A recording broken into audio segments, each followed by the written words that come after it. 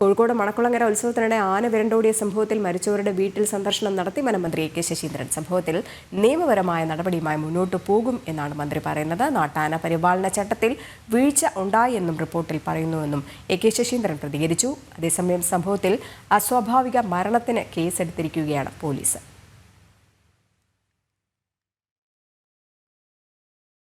ദിസ്ന സുരേഷ് ചേരുന്നുണ്ട്.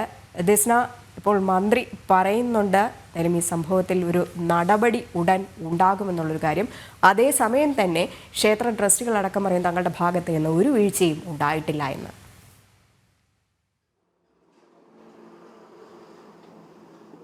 തീർച്ചയായും രജനി, ഈ സംഭവവുമായി ബന്ധപ്പെട്ട് രണ്ട് വാദപ്രതിവാദങ്ങളാണ് ഉയർന്നു വരുന്നത്. ADM-ന്റെയും വനംവകുപ്പിന്റെയും ഒക്കെ റിപ്പോർട്ട് പ്രകാരം നാട്ടാന പരിപാലന ചട്ടത്തിന്റെ ലംഘനമുണ്ടായി എന്ന് തന്നെയാണ് അവർ പറഞ്ഞിരിക്കുന്നത്. പ്രധാനമായും ചങ്ങല ഉൾപ്പെടെയുള്ള കാര്യങ്ങളൊന്നും തന്നെ ഈ ആനയ്ക്ക് ഉണ്ടായിരുന്നില്ല. കൂടാതെ തന്നെ ഈ ആന, പീതാംബരൻ എന്ന് പറയുന്ന ആന, ഇത്തരത്തിൽ വിരണ്ടോടാനുള്ള സാധ്യതയുള്ള ഒരു ആനയാണ്.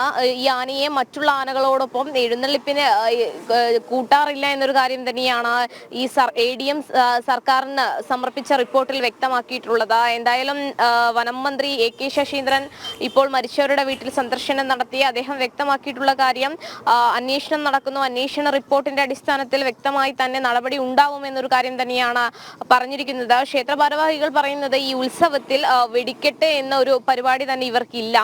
കഴിഞ്ഞ വർഷത്തെ ഉത്സവത്തിന്റെ നോട്ടീസ് അടക്കം നമ്മൾ പരിശോധിച്ചാൽ നമുക്കത് വ്യക്തമാകും എന്നൊരു കാര്യം തന്നെയാണ് ഈ ക്ഷേത്രം ഭാരവാഹികൾ പറഞ്ഞിട്ടുള്ളത്. ഈ രണ്ട് പ്രദേശത്തെയും വരുന്ന സമയത്ത് ആഘോഷത്തിന്റെ ഭാഗമായി, സന്തോഷത്തിന്റെ ഭാഗമായി ജനങ്ങളുടെ ഏതോ ഒരു ഭാഗത്ത് നിന്നാണ് അവർ ഇത്തരത്തിൽ കരിമരുന്ന് പ്രയോഗം നടത്തിയത് എന്നൊരു കാര്യം തന്നെയാണ് ക്ഷേത്ര ഭാരവാഹികൾ പറയുന്നത്. അവർ പറയുന്നു ഏതൊരു അന്വേഷണത്തോടും തങ്ങൾ സഹകരിക്കും എന്നുള്ള കാര്യവും ക്ഷേത്ര ഭാരവാഹികൾ വെളിപ്പെടുത്തുന്നുണ്ട്.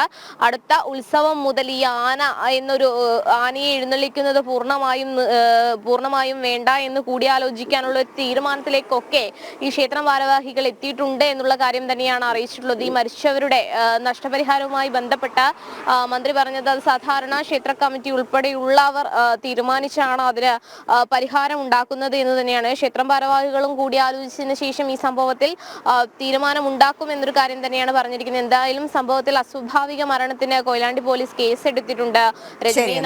ജീവനുകൾ പൊലിഞ്ഞിരിക്കുന്നു, അതിനാരും മറുപടി പറയുമെന്നുള്ള ചോദ്യമാണ് വരുന്നത്. ദിസ്നയാണ് വിവരങ്ങൾ പങ്കുവച്ചത്.